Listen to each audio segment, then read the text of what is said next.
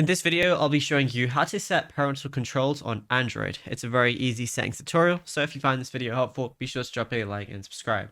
Now, what you want to do is go ahead and open up your settings application on your child's phone. Then go ahead and find digital well-being or parental controls. So just go ahead and find that. So it's right there. Go ahead to that and then tap set up parental controls. Once you go ahead and tap that, what you're going to basically be able to do is customize everything, create a pin. You can also set limits like downtime schedule, everything like that. Like you can even set a screen time goal or any app timers as well if you want to go ahead and do that too. So yeah, you do have a few different things that you can go ahead and do. You go to parental controls and set up parental controls through Google as well, which is pretty beneficial too. So it's up to you how you want to do it, but then you'll be good to go.